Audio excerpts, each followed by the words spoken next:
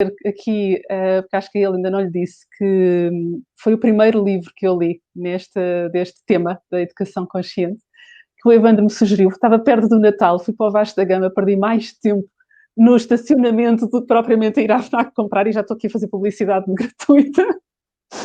Mas foi de facto que eu tinha aquela crença que eu acho que muitas mães, muitos pais têm, de que a educação positiva é tudo muito bonito e que é tudo contra o castigo, contra a palmada, e que depois, afinal, as crianças depois acabam por não ter regras. E eu acho que ainda existe muito esta ideia, daí que eu falo tantas vezes, porque eu acreditava plenamente nisso. Foi o Evandro que me trouxe para este mundo. Ele falou-me no teu livro de Educar pela Positiva e fiquei encantada. Portanto, foi aquele mudar a chave. Isto, afinal, há aqui coisas... Porque é aquela coisa a gente diz mal, mas não conhece.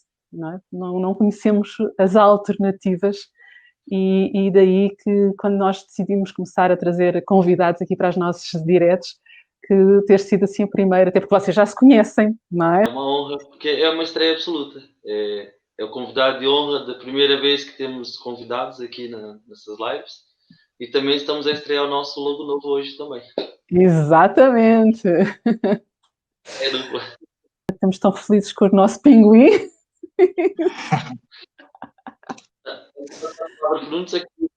Também fez também a chavezinha aqui, porque embora tivesse não tinha grandes problemas com os meus filhos, até aparecer a minha quarta filha.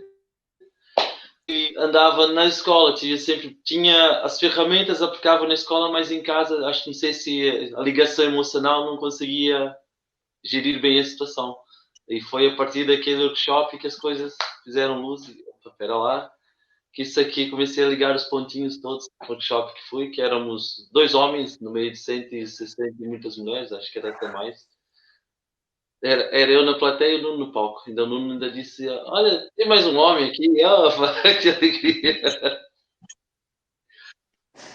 E daí mesmo o tema ser que o pai e a importância do pai na educação dos filhos, e ter aqui 2 homens. E eu se calhar lançava aqui a primeira pergunta mesmo, que qual é a vossa perspectiva num mundo tão feminino, em que, de certeza, quando vocês vão às reuniões das escolas dos miúdos, são dos poucos homens, não é? Que é um mundo, infelizmente, ainda maioritariamente feminino, embora se note, e eu já mesmo nas reuniões da escola da minha filha vão estando alguns pais. Como é que vocês se sentem? Como é que está? Como é que é ser homem neste meio? Agora passa a palavra ao Nuno. Olha, bem, antes de mais boa noite, não só para vocês, mas também para quem nos está a ver e a ouvir. Dizer-vos que o privilégio é meu, porque eu sinto-me em casa. Para já porque eu não acredito em coincidências e tenho muito presente as duas primeiras vezes que me cruzei com o Evandro. A primeira vez num workshop mais pequenino, em que o Evandro veio ter comigo no final. Tivemos uma conversa pequenina, mas muito interessante, e em que eu percebi logo a paixão dele também enorme pela educação. E depois voltarmos a encontrar nesse tal evento que ele referiu, onde eram 215 num auditório. Era muita gente. De facto, éramos só nós os dois, não é? Eu no palco e o Evandro na plateia. O que demonstra, de facto, também esta paixão e este interesse muito grande, que, no fundo, partilhamos, não é? Partilhamos esta paixão pela educação. E depois, entretanto, conheci a Sandra já mais recentemente, e é mesmo um prazer muito grande estar aqui convosco a conversar. Essa pergunta que a Sandra aqui deixou não é fácil de responder.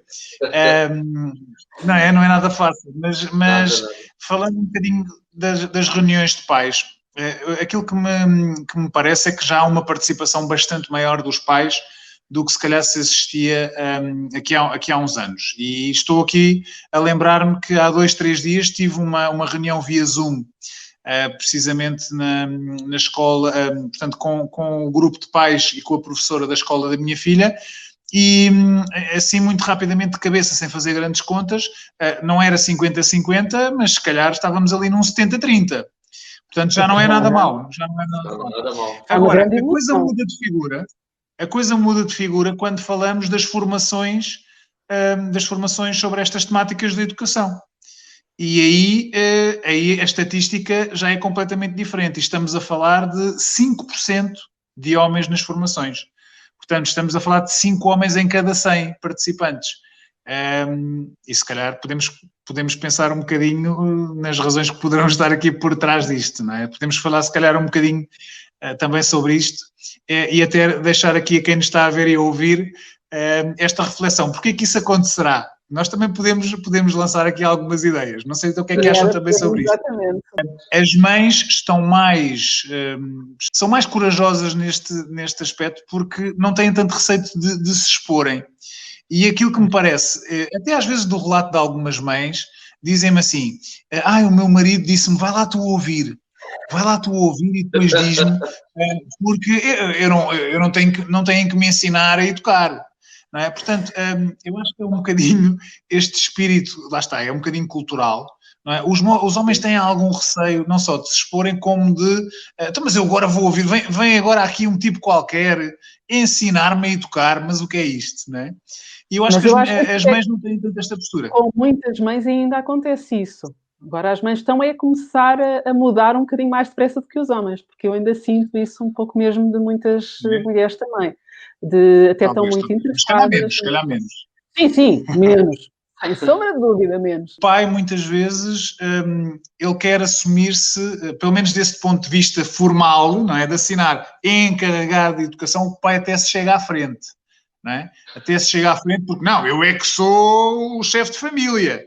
Mas depois quando vamos ver em termos de participação, muitas vezes isso não acontece. Mas mais uma vez evitarmos aqui os rótulos e darmos também.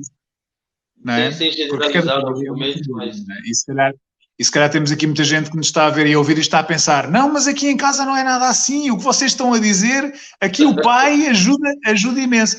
Mas já viram como nós dizemos ajuda imenso? Quando não deveria ser ajudado. A mulher não ajuda, devia ser uma partilha total, não é? E isso é que eu acho que muitas vezes não acontece. Tarefas domésticas e a educação dos filhos, se calhar, essa divisão ainda não é muito equitativa em muitas casas. Queria pôr uma questão, Nuno, também. As mães que entram na parentalidade depois nós sabemos que há diferenças no estilo parental, né? E as mães que entram na parentalidade optam mais pelo estilo democrático, depois tem dificuldade para trazer os pais para cá, para esse lado. Tem alguma sugestão para essas mães de como trazer os pais? Não é... Sim, aquilo que o Ivan está a dizer acontece muito. Eu ouço muitos desabafos de mães que me dizem que encontram depois ali uma grande desconfiança do outro lado, porque muitas vezes também o estilo democrático é confundido com o estilo com permissividade. E aquilo que nós falávamos do início, quando há um desconhecimento grande sobre aquilo que é a disciplina positiva ou a educação positiva, há um mito que convém já aqui desfazer, é que a educação positiva não é ser permissivo, não é fechar os olhos perante o mau comportamento, não é, por exemplo, também achar que temos que ser perfeitos e que temos que ter sempre um sorriso e sempre um espírito positivo. Quando a criança nos desafia, quando levanta a mão ou quando é agressiva, eu tenho que ter sempre um sorriso enfim, eu teria que ser sobre-humano, teria que ser perfeito. Então o que acontece muitas vezes é que, como foi a mãe que foi fazer uma formação, ou a mãe é que foi buscar ferramentas, ou a mãe é que leu alguma coisa sobre o assunto, do outro lado há sempre essa desconfiança, e depois há, muitas vezes, quando nós aplicamos os métodos mais democráticos, para quem está habituado a ser mais autoritário, pode achar que aquela forma de agir de facto é permissiva. Eu dou-vos um exemplo muito concreto. Então, perante uma birra, há muitos pais que reagem de uma forma mais extemporânea, mais autoritária, dizendo, olha, levanta-te daí, já não és bebê, ou para já com isso, não sejas bebê. Não é? Um bocadinho por aqui.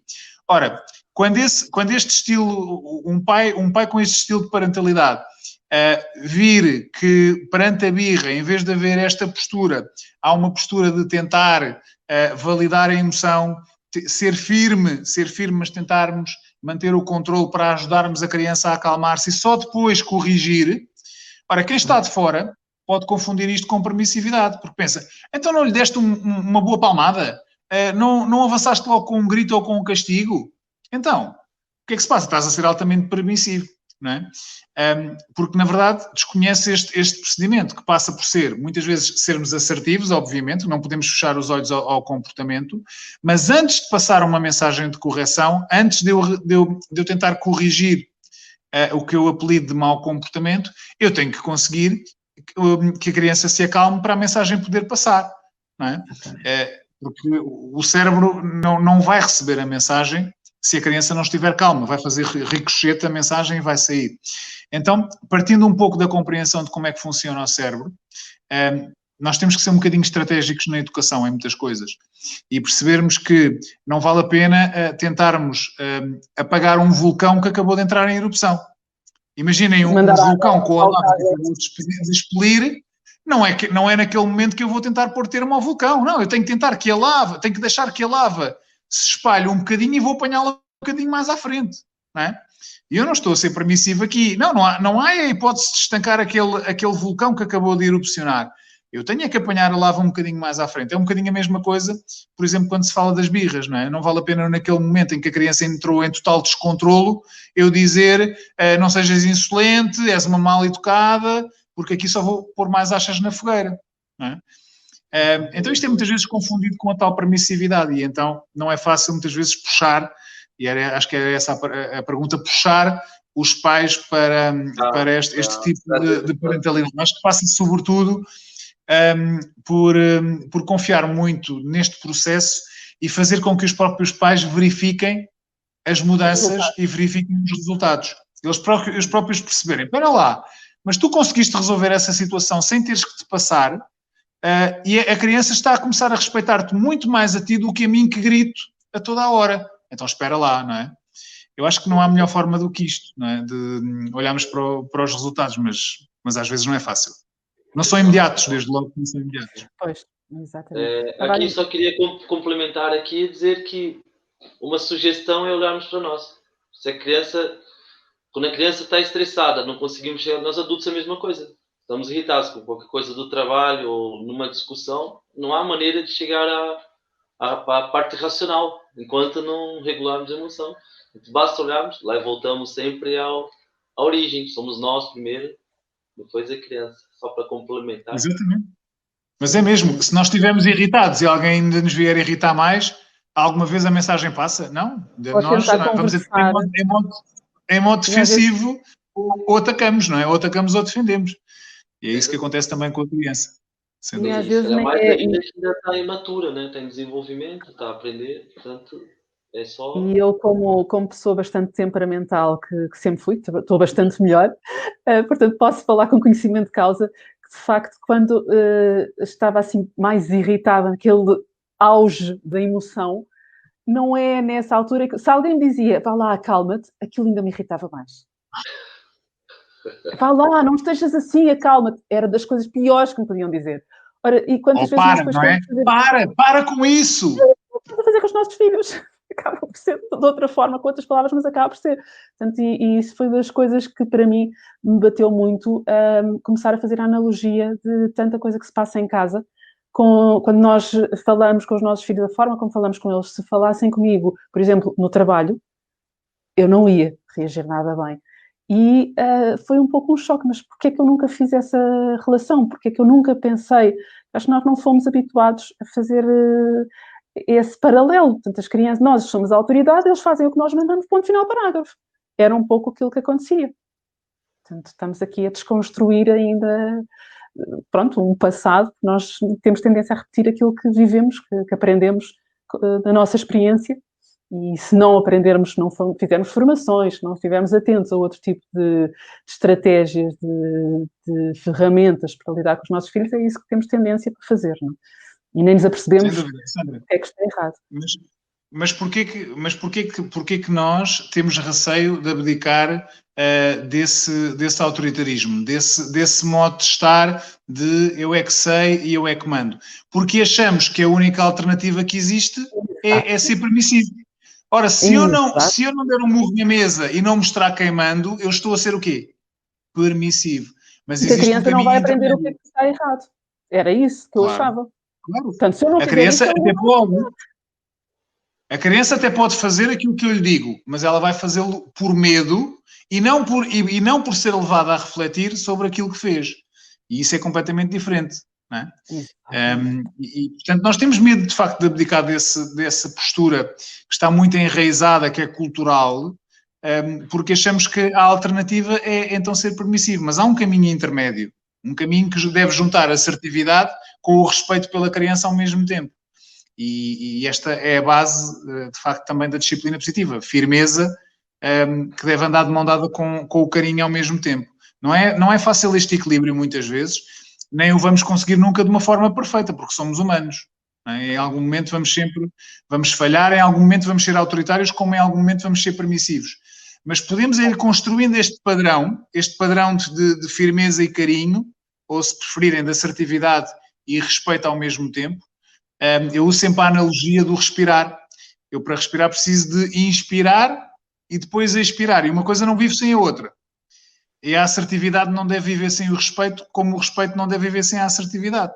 Porque precisamos destas duas coisas para educar. Precisamos tanto de regras, de limites e de rotinas, como precisamos do outro lado, que é dos afetos.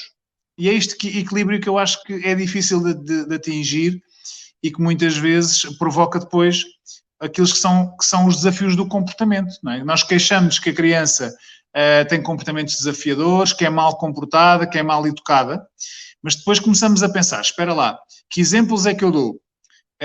Eu também não reajo assim tantas vezes. Que tempo de qualidade é que eu também reservo para ensinar coisas básicas como estes valores todos, do respeito, da empatia, por exemplo. Muitas vezes isto também nos leva a outras questões, não é? Leva-nos aqui a tantas questões que poderíamos aqui trazer, como estas, o poder do exemplo e a presença, não é? Exatamente. Queria só pôr aqui muito rapidamente, já temos aqui vários comentários, diz a Sónia Gomes, cá em casa e pelos vistos, lá está, comprova-se que cada vez os homens vão estando mais, porque são vários nesse sentido. Cá em casa há partilha tarefas, mas ainda está longe do que eu gostaria. A Inês Soares diz boa noite. Aqui, sendo separados, acredito que o pai participa muito mais assim do que se estivéssemos juntos, banhos e etc. É normal, aqui não há uma divisão de tarefas ou é uma divisão obrigatória, porque cada um está na sua casa, portanto não há hipótese, não é? A Rita Silva diz, boa noite, meu marido divide comigo todas as tarefas, quer na educação das crianças, quer nas atividades domésticas. É um pai muito presente, muito democrático e consciente do que faz. Curiosamente,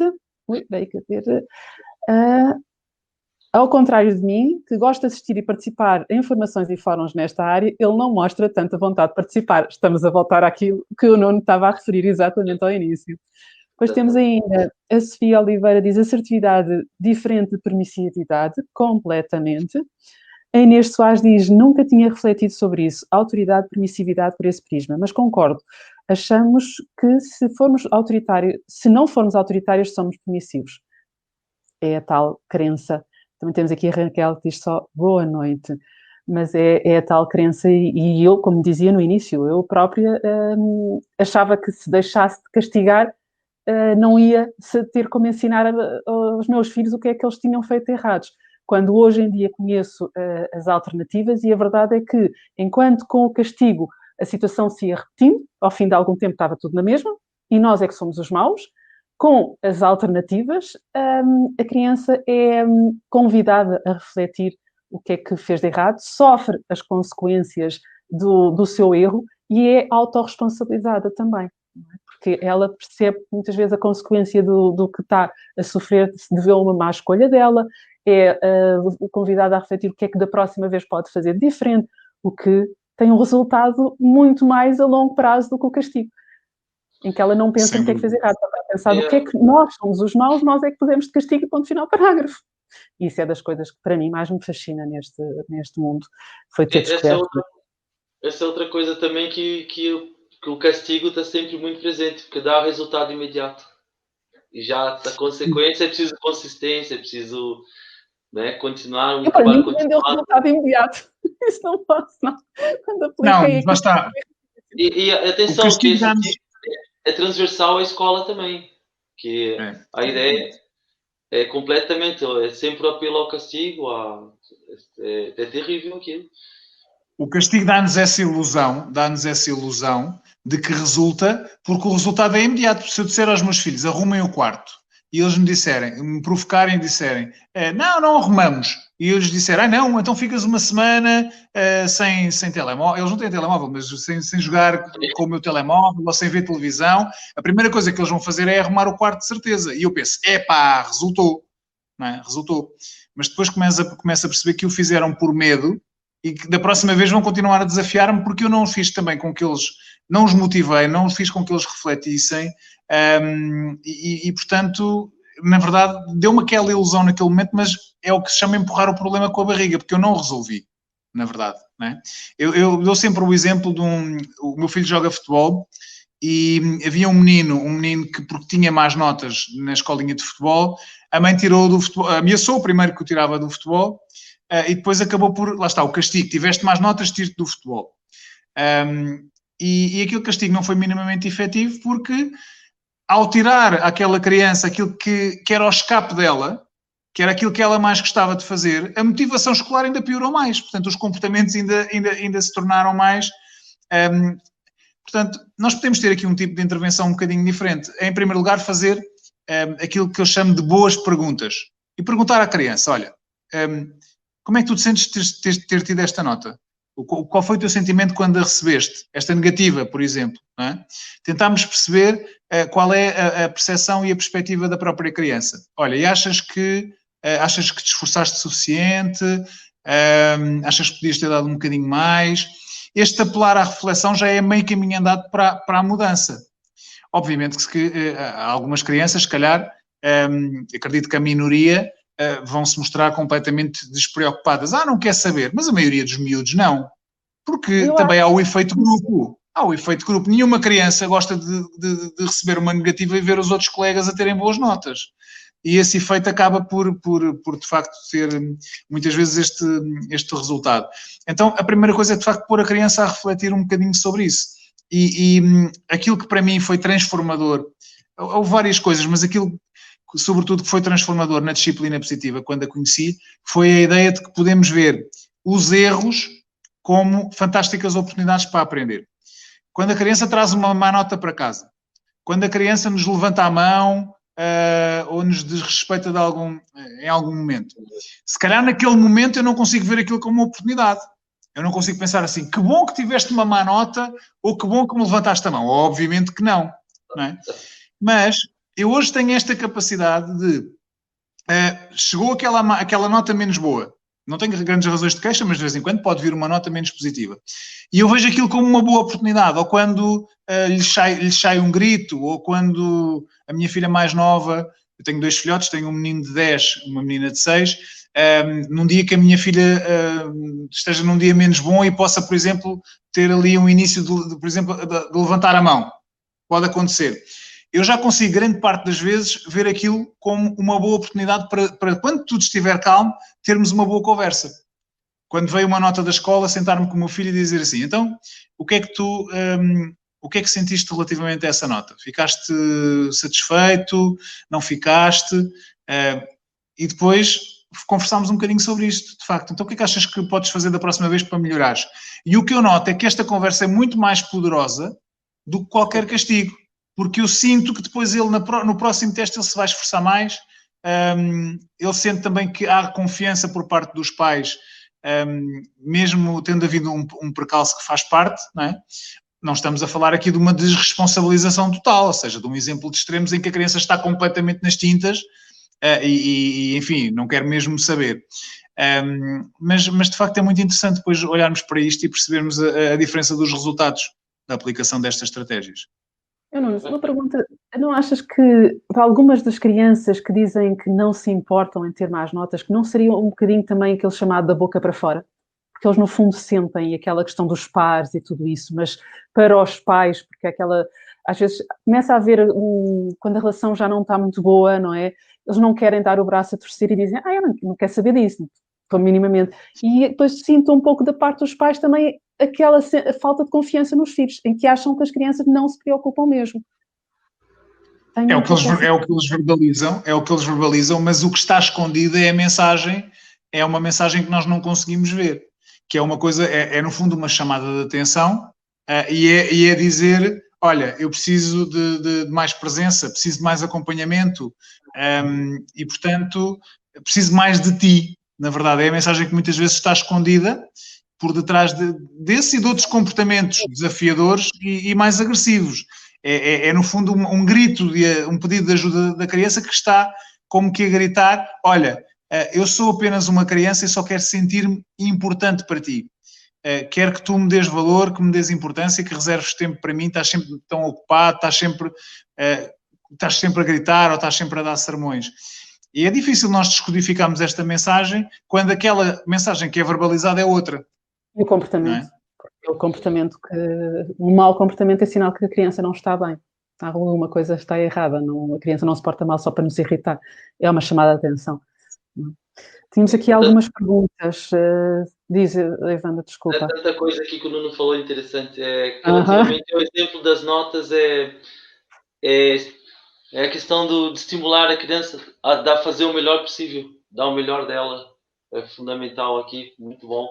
Também a questão nós, por vezes, levamos muito a criança, julgamos muito pelo resultado, mas a criança tem que perceber que o nosso amor por ela não depende do resultado. Foram aspectos fantásticos. Que o amor é incondicional. Esta ideia, e o Evandro tocou aqui neste ponto muito importante, passarmos às crianças a ideia de que o amor é incondicional. Isto pode parecer uma coisa um bocadinho idílica ou fora da caixa, porque pensamos assim, então, mas não amamos os nossos filhos sempre? Nós dizemos que sim. Mas aqui o que deve importar é a percepção que a criança tem sobre aquilo que nós sentimos por ela. Ora, se quando ela falha, se quando ela erra, eu estou lá sempre para castigar, bater ou gritar, então eu posso estar a dizer-lhe duas coisas. A primeira é, tu tens que ser perfeito. Tu não podes falhar. Ok? Porque quando falhas, eu estou logo aqui com a guilhotina, não é? Para te cortar o pescoço, quase. Mas também podemos estar a dizer à criança, ou pelo menos essa pode ser a percepção dela, tu só gostas de mim quando eu faço o que tu queres, ou quando eu tenho boas notas, quando eu sou perfeito. Tu não gostas de mim sempre. Então é importante que a criança perceba que o amor, esse pilar do amor incondicional, ele não está em causa. Mas vamos conversar sobre as coisas menos positivas que acontecem. Obviamente. Exatamente. E então aqui temos a Inês Soares pergunta, desde que idade pode ser possível levar a criança a refletir sobre as suas escolhas / decisões? Por exemplo, crianças de 1 ou 2 anos têm tendência para fazer mais birras por serem pequenas e não perceberem tão bem. E na relação com os pares, muitas vezes batem, empurram, etc. Nesse contexto, como levar a criança a ter consciência do erro? Depois já passa à próxima, mas agora aqui esta pergunta que acho que está bastante interessante, a Inês.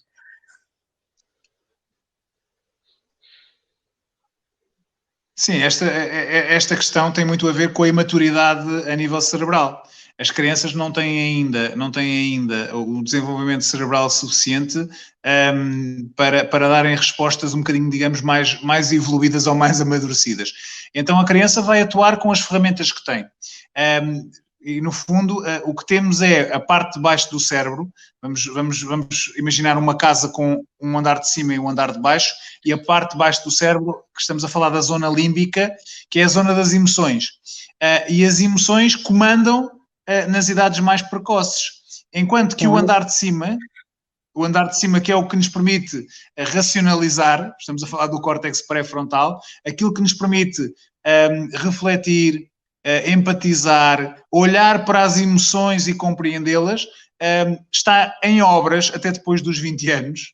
E, portanto, quanto mais pequenina for a criança, maior dificuldade ela tem em racionalizar, obviamente. Então as emoções tomam conta. E o que a criança mais pequenina, de 1, 2, 3 anos faz, é utilizar as poucas ferramentas ao seu dispor para tentar socializar, para tentar sobreviver, no fundo. Então ela vai ter que testar os limites. Ela vai ter que utilizar o pouco que já tem de desenvolvido do seu córtex pré-frontal na sua atuação. Então, é difícil de facto este envolvimento com as crianças mais pequeninas, mas nós podemos fazê-lo, é o que eu chamo de plantar a semente.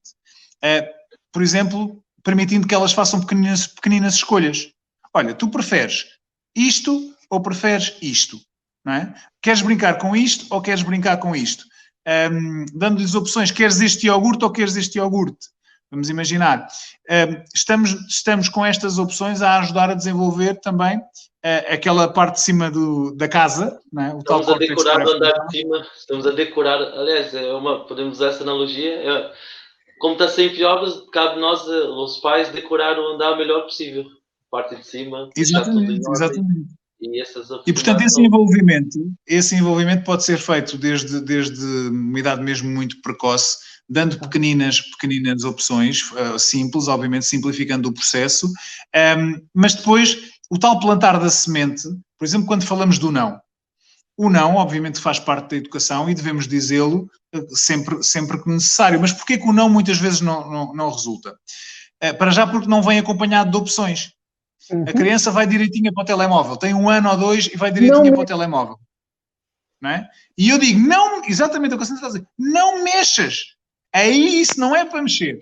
Ora, o fruto proibido nós sabemos que é o mais apetecido. Eu não dei uma opção à criança. Mas se eu disser assim, com assertividade, ok, mas sem a assustar, disser assim, olha, isto não é para mexer. Mas podes brincar com esta caixinha. Mas podes construir a torre. Mas podes brincar com aquilo. Tem que ser, obviamente, opções válidas para a criança, não é? Então, reparem, o não está lá. O não está lá. Eu até posso não usar o não. Posso dizer, olha, vamos brincar com outra coisa, em vez de brincares com isso. Mas o não também, eu acredito que o não também faz parte.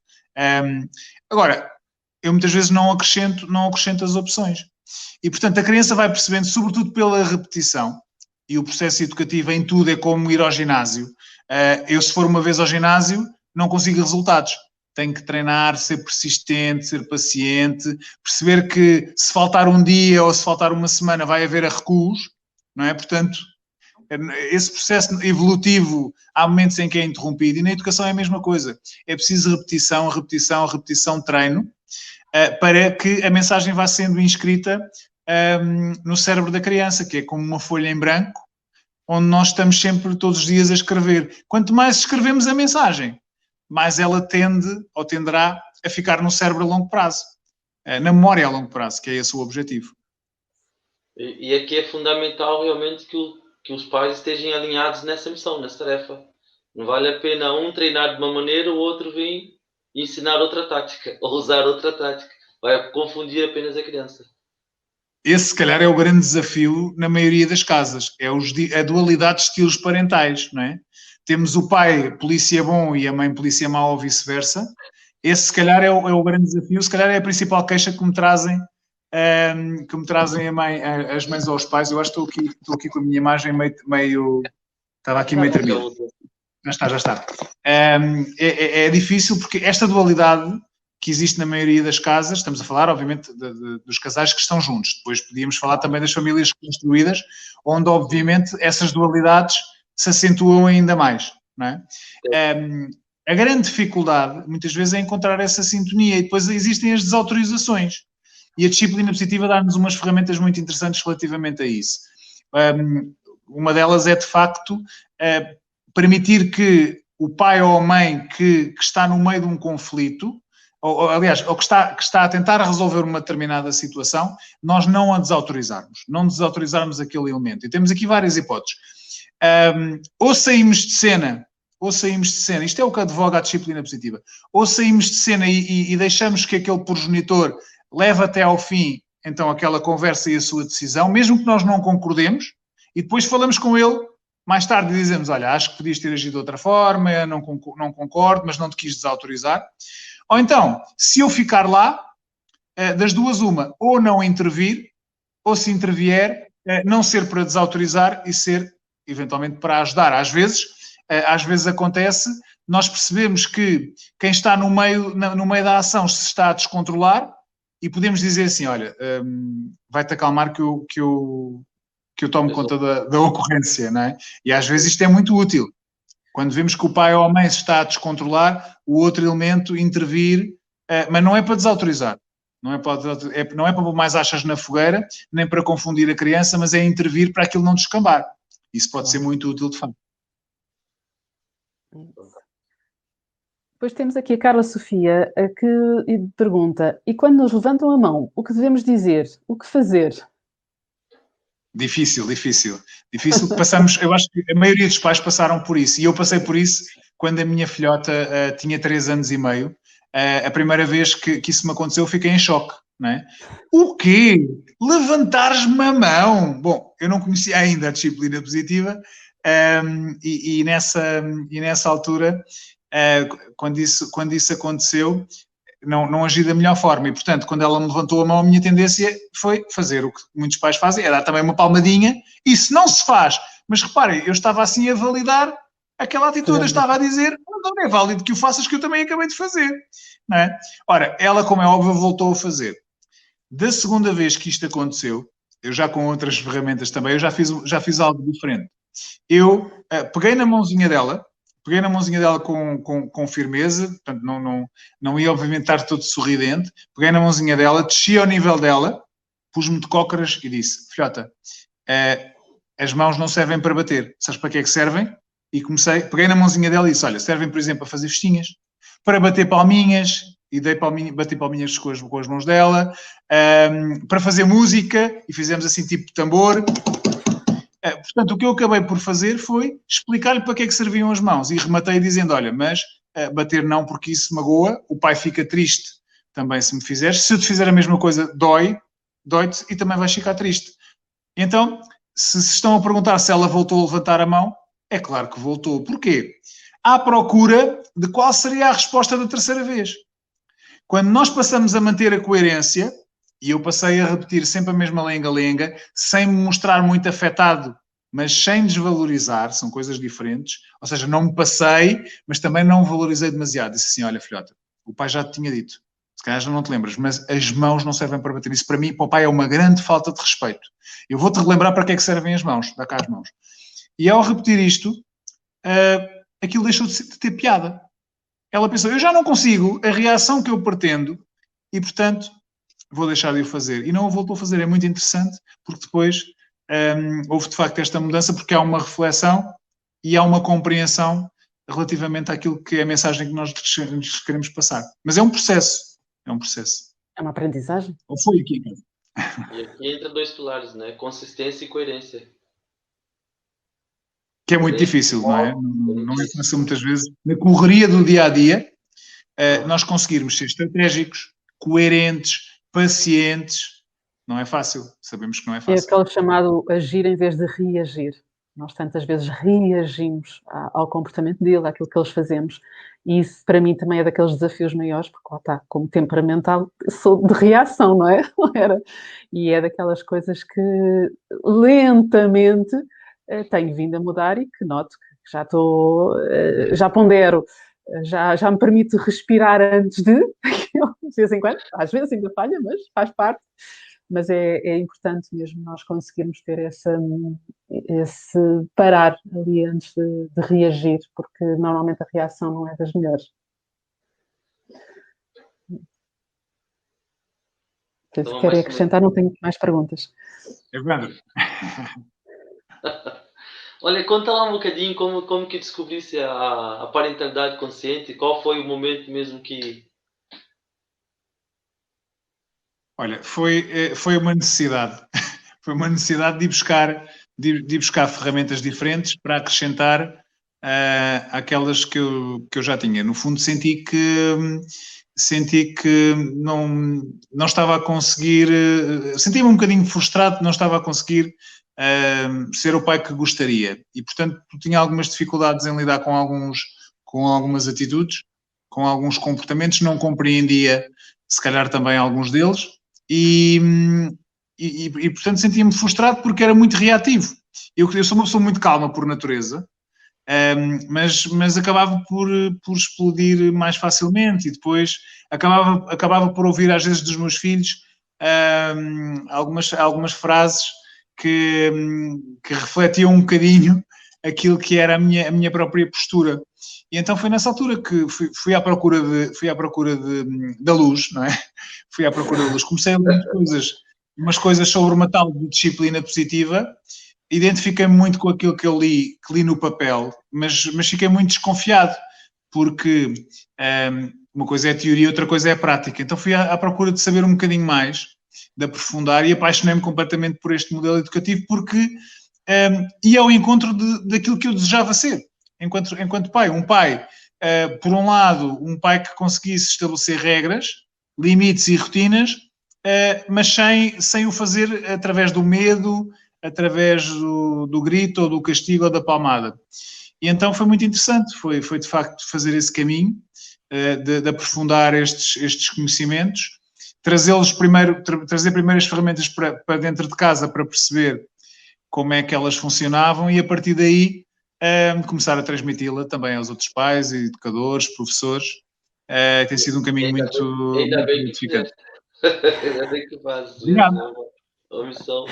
Exatamente. E diz uma coisa, e como que era a mãe das crianças, a tua companheira? Qual que era a postura dela?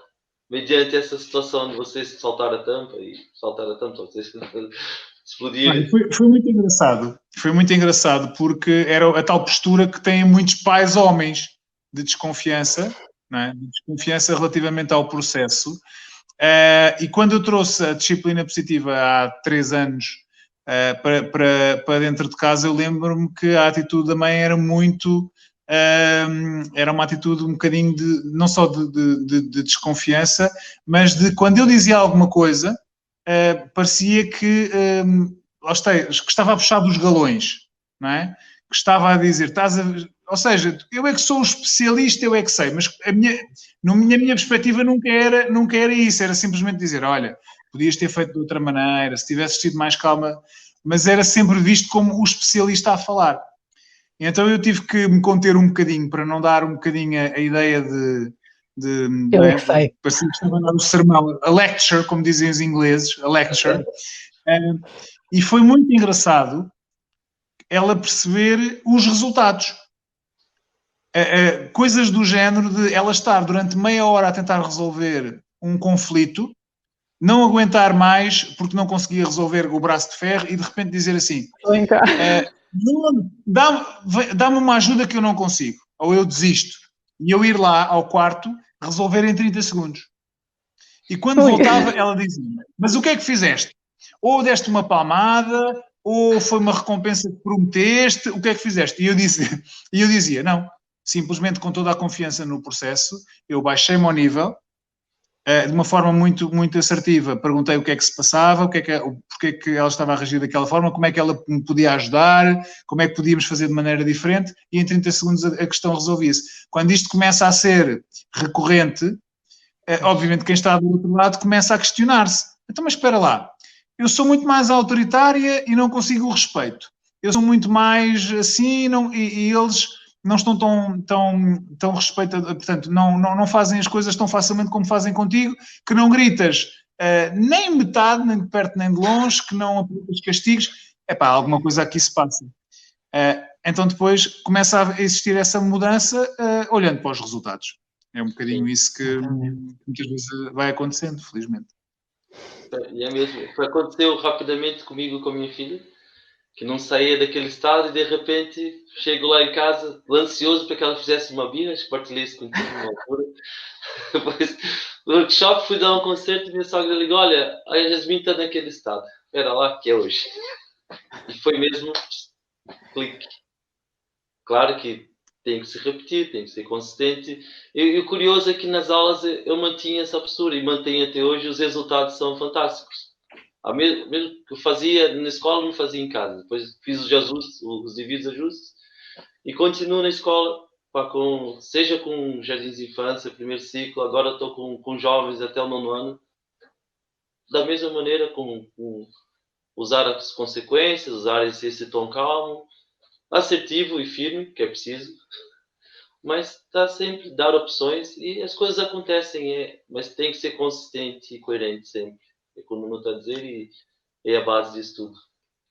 Sim, não existem varinhas mágicas e também é importante desmistificarmos essa ideia.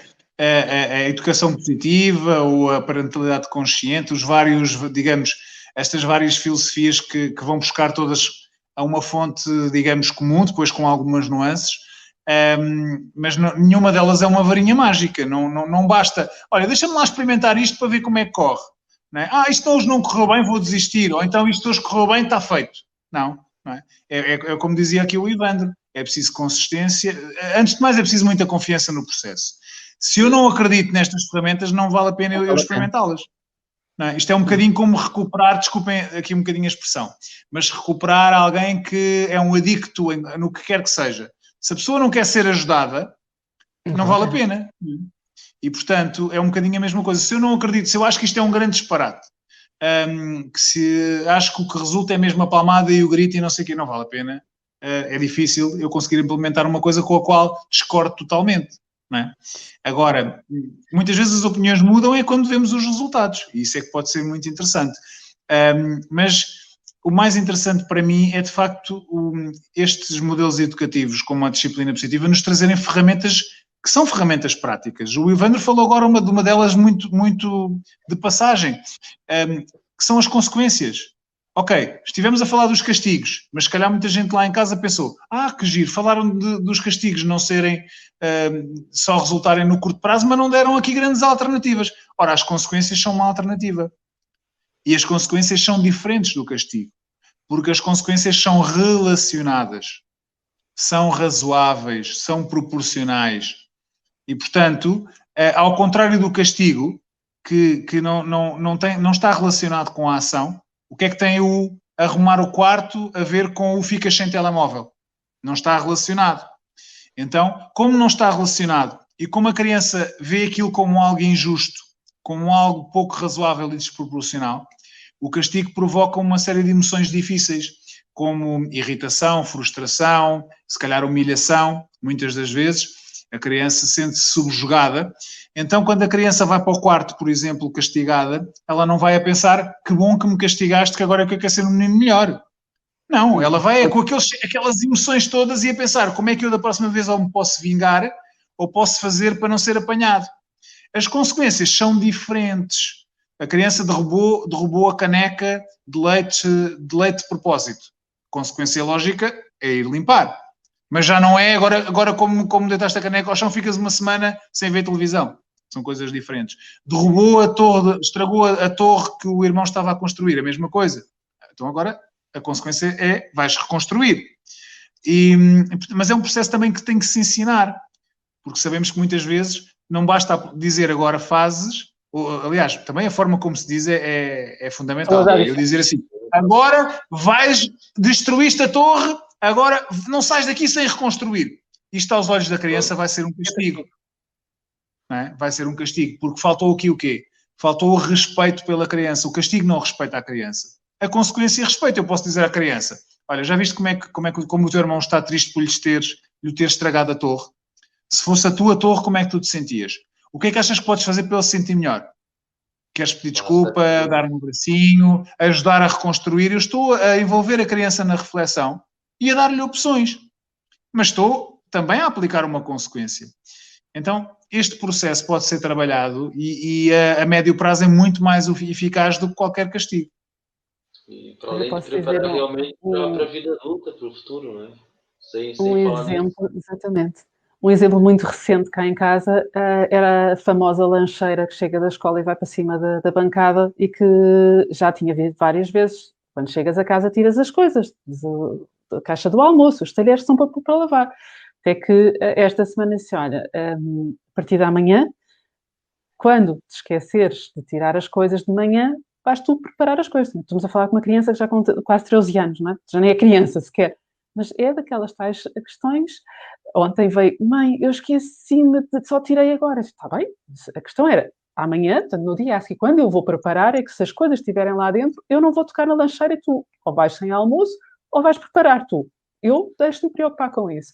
Portanto, é esta tal consequência aqui um pouco natural que a gente deixa acontecer e que depois temos também, às vezes, para alguns pais é muito complicado depois pensar, então, mas depois o meu filho ou vai chegar à tarde à escola ou vai sem almoço e a gente é preciso deixá-los perceber realmente as consequências das coisas e assumirem, porque se realmente isso acontecer alguma vez, dificilmente vai voltar a acontecer. Porque eles sabem, são grandes lições que eles aprendem, não é? Exatamente. Sandra, estavas a contar essa questão da lancheira. Eu lembrei-me imediatamente aqui como fazemos às vezes com a roupa do futebol. Há uma regra que é, depois de tomar banho, depois do treino, a roupa tem que ser posta na roupa suja. Ora, a roupa que fica no chão, eu não a vou lavar, nós não a vamos lavar para aqui para o treino seguinte. E depois no treino seguinte, onde é que estão as minhas meias e os meus calções? Puseste a roupa suja? Não. Pois, então olha, vai a cheirar mal. Olha, vai horrível, vai aquilo... Temos imensa pena. Ou não vais, e da próxima vez de certeza que te vais lembrar, não é? Porque vai ser um bocadinho chato. Às vezes é preciso deixar de facto que eles experimentem estas consequências naturais. Agora, é preciso introduzir aqui o bom senso, não é? Como é óbvio, não é? Claro. Eu não sou apologista de situações extremas, como muitas vezes vejo, então vais de pijama para a escola, ou enfim... Não é? Isso para mim é... Agora, como não quiseste vestir nada, vais de pijama para a escola e vais passar a maior vergonha da tua vida. Isso para mim já é de extremos e eu não sou minimamente fundamentalista. Mas há situações e situações, como é óbvio. Claro. Olha, mas eu não queria passar muita hora, mas ainda temos aqui uma pergunta que daria pano para mangas, mas pronto. A Inês Soares, o meu filho é muito persistente, teimoso, diga-se. E a minha dificuldade é lidar com isso sem chegar ao ponto de lhe levantar a voz e dizer é assim e pronto. Isto dava aqui pano para mangas, a gente ficava aqui mais uma hora só a falar disto. Há aquela frase muito conhecida: fazes porque eu sou tua mãe. Exato. É o que ela fazes porque eu te digo e fazes porque eu sou tua mãe. É complicado. Não, eu traria aqui, se calhar, muito rapidamente, duas ferramentas. Uma delas, já falei sobre ela, que é as opções limitadas. Exato. E a outra é antecipar. E são duas ferramentas que podem andar de mão dada. Vamos imaginar, se a hora do banho é o caos. Se de manhã para ir para a escola é o caos. Então vamos tentar antecipar estas situações, não é? Se calhar comunicar 5 minutos antes, olha, atenção, é só mesmo acabares de ver o que estás a ver ou acabares esse jogo, porque daqui a 5 minutos, o que é que temos que fazer antes de jantar? Fazer boas perguntas de curiosidade, em vez de dizer, atenção, desliga isso e vai para o banho. Não, olha, o que é que temos que fazer antes de ir tomar banho? E a criança já deu a resposta, desarmada. Aliás, o que é que temos que fazer antes de ir para a mesa? Tomar banho, não é? Envolvê-la naquilo que são as rotinas do dia-a-dia e muitas vezes dar-lhe opções limitadas. Preferes fazer os trabalhos de casa da parte da manhã ou da parte da tarde, se isso for possível? Não é? A criança, envolvê-la e responsabilizá-la pelo compromisso assumido, por exemplo. Aquela técnica ou também que eu gosto imenso do quando terminares isto, então podes ir fazer aquilo, não é? Eu adoro essa técnica. Tem resultados espetacular. Exatamente. Ou de manhã, se eu sei que é o caos, isso é um braço de ferro todos os dias de manhã, porque a criança não quer vestir aquilo, porque a criança refila com o pequeno almoço, porque a criança não se levanta da cama, então eu tenho que antecipar. Se calhar tenho que preparar a roupa de véspera. Se calhar tenho que envolver a criança nessa escolha, dando opções limitadas. Olha, preferes estes ténis ou estes ténis, que é para amanhã, à última da hora, não me vis dizer que não queres nenhuns, ou que eu posso escolher a roupa de véspera envolvendo a criança. A escolha do pequeno almoço, a mesma coisa. Portanto, isto das opções limitadas e de antecipar as situações que nos desgastam, podem ser, de facto, aqui grandes aliadas, sem dúvida nenhuma. E estas crianças de temperamento mais forte, eu acho que as opções limitadas é logo a primeira ferramenta que eu costumo sugerir, é mesmo isso, que eles precisam de sentir algum controle nas suas vidas. E há tantas hipóteses ao longo do dia que, olha, tinha aqui alguém a despedir-se, que dá um beijinho. Boa, em direto. Exatamente. Sandra, mas se me permites, por detrás da teimosia está a necessidade da criança de preencher uma crença essencial, que é esta: eu tenho poder. A criança precisa de sentir que tem algum poder de decisão, e as crianças mais teimosas são as que nos estão a querer dizer isto. Eu preciso ser envolvida no processo. Eu preciso de ter voz, não podes ser tu a decidir tudo. E é isto que a criança teimosa muitas vezes está a querer dizer. Quando nós começamos a envolvê-la nesse processo, nós não nos estamos a fragilizar enquanto educadores, estamos a construir trabalho de equipa e a trabalhar uma série de habilidades sociais e de vida, como responsabilidade, cooperação e a própria autoestima da criança se sentir envolvida em todo o processo. Portanto, isto é muito poderoso. É relevante, né? Que faz diferença, é importante. Sem dúvida no fundo, nenhuma. nós decidimos quase tudo pelas crianças, não é? O que é que vestem, o que é que comem, que horas é que vão para a cama, tudo, quando é que fazem o quê? E estas crianças... escola, é a mesma coisa. Exato. Estas crianças de temperamento forte precisam mesmo, têm uma necessidade maior do que as outras de ter algum controle e as escolhas limitadas. Depois também, isso eu lembro que era uma das coisas que eu cheguei a ver e que me fazia achar a tal permissividade, é a criança escolhe o que é que leva para a escola. E eu, num grupo de mães, ver uma mãe a dizer que a criança vai vestida de bailarina, vai até com pijama. Eu também não concordo com isso. Eu acho que não, porque as opções devem ser limitadas. As opções devem ser limitadas.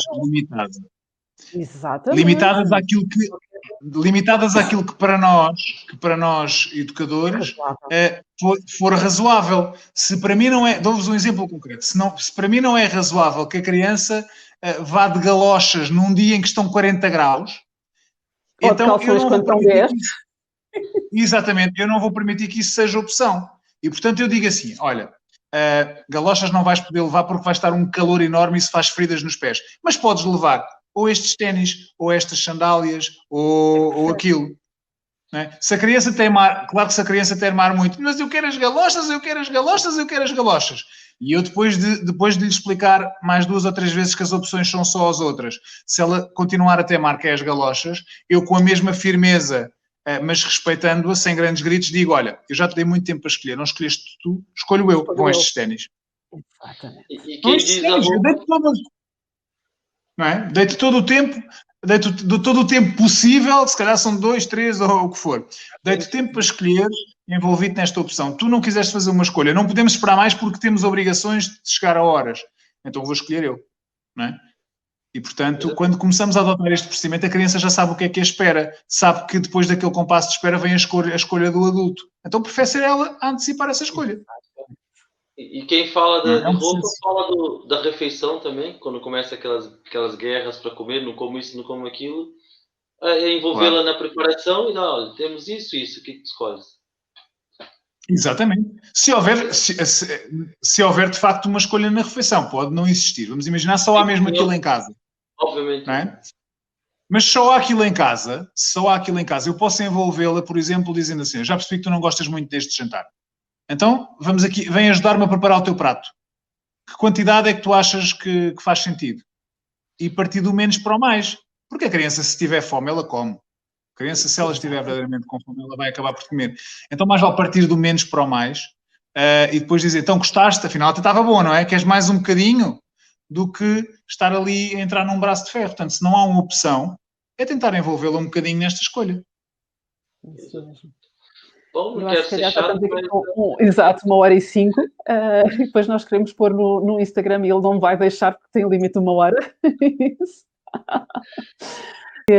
A ti, Nuno, por teres estado e a quem nos esteve a assistir e deixem depois os vossos comentários se realmente foi produtivo, se aprenderam, se ajudou, e é isso também que nos motiva a vir aqui. Um minutinho, saiam daí. É isso que nos motiva. Eu é que agradeço o convite, foi muito bom estar aqui a conversar convosco. Aproveitar também para desejar muita sorte para o vosso projeto e gostei muito desta mudança de visual e deste refresh do logotipo. Muito bem, muito bem. O livro do Nuno para o pessoal. Mas eu não tenho aqui a mão, tens aí o teu, Sandra? Eu tenho aqui. Não seja por isso, olha, tenho aqui. Exatamente. Ter o livro. Acho que sim, acho que sim. Falamos aqui, tem no livro, detalhado. Nós temos marcados com post-its, com coisas, tanto assim já mesmo. Vale a pena comprar esse livro, pessoal. Muito bom, é verdade. Eu sou suspeito, mas vale. Vale mesmo. Bom, obrigada mesmo, a sério, a todos. E quem sabe, a gente daqui a uns tempos traz aqui o Nuno com outras. Hoje viemos com o tema, acabámos depois por falar de muitos outros, mas pode ser que, se quiserem sugestões, dúvidas, que a gente possa vir aqui um dia convidar novamente o Nuno para se juntar a nós. Em breve, o Nuno vamos ter novidades, né, Nuno? Em breve. Ainda não vamos... O quê? Em breve vamos dar novidades, nós os dois. Vamos, preparem-se, porque os pais homens vão estar aí a animar as hostes. Sim, preparem-se, vamos ter aí novidades em breve. Não desfazendo da Sandra, não desfazendo da Sandra. Eu fico felicíssima. Este é meu papai, a fazer o clube do bolinha, como diz na minha terra. Então vá. Muito obrigada a todos e boa noite. Obrigado. Até à próxima. Um abraço Obrigada. a vocês. Obrigado.